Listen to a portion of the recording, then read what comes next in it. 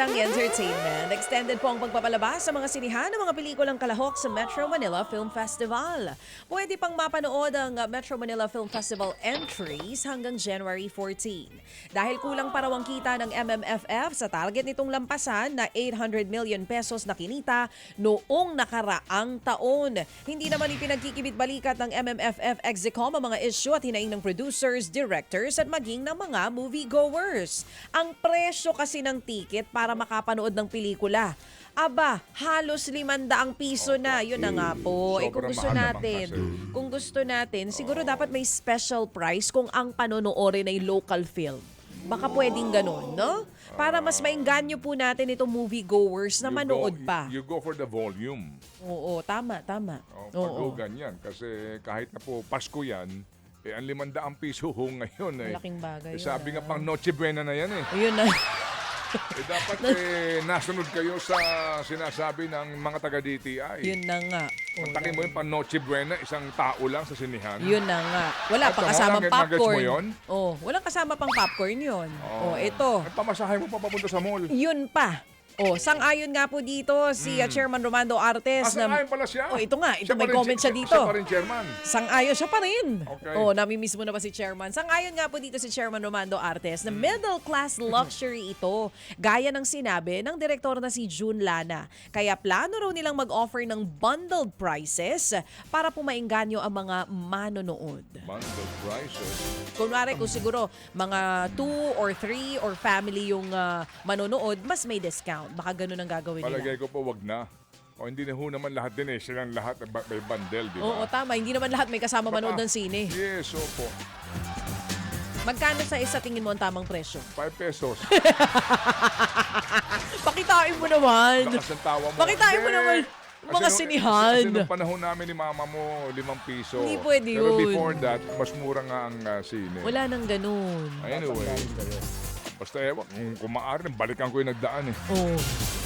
Isa po na namang obra ang napanood sa kauna-unahang pagkakataon sa Free TV. Yan po ang 2019 crime drama film na Babae at Baril na pinagbidahan po naman ni Janine Gutierrez. Kwento ito ng isang sales lady na laging inaapi. Pero nagbago po ang lahat nang makuha niya ang isang baril. Umani po ng iba't ibang parangal ang naturang pelikula, kabilang po ang Gawad Urian Best Picture at Best Actress po naman para kay Janine. Pinalabas po yan sa Cine 5 Prime Time kagabi, alas 8:45. Nako, alam nyo, ang gaganda ng mga pelikula ha, na nilalabas po dito sa Cine 5. So mga kapatid, kung wala kayo pang sine, tuto kayo sa TV5, sa Cine 5. Opo. Eto At naman. yan po ay sa Free TV. Free TV.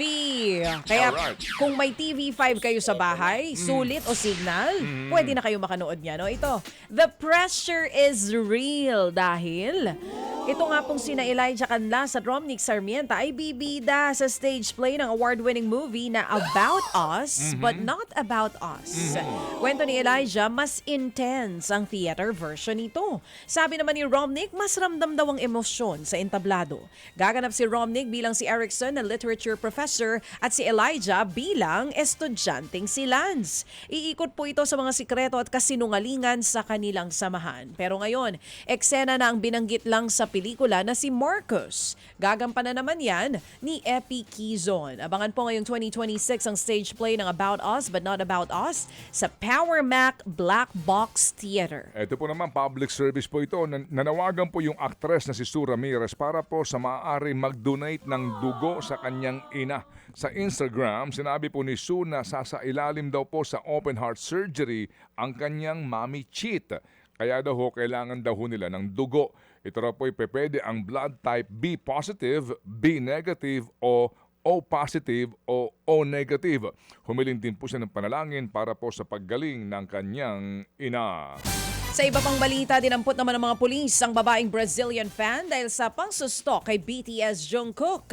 Ayon nga sa report, paulit-ulit na bumisita ang babae sa labas mismo ng bahay ng BTS member.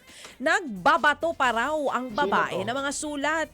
Nagdulot na raw ito ng gulo kaya inaresto ang babae. Maraming beses na rin may nahuhuling stalker sa bahay ni Jungkook. Una nang nagbanta ang BTS member na ikukulong po sa loob ng kanyang property ang sino man na magtatangka at at ipahuhuli sa pulis. Dapat lang. Yun pong kahit po yan ay mga idol ninyo, public property sabihin na natin dahil sila ay nasa industry na ito. Pagdating sa bahay nila, pribado po iyon. Hindi kayo basta-basta pwede manggulo doon. Mga kapatid, brothers and sisters, saan ka pa? Dito na tayo sa totoo.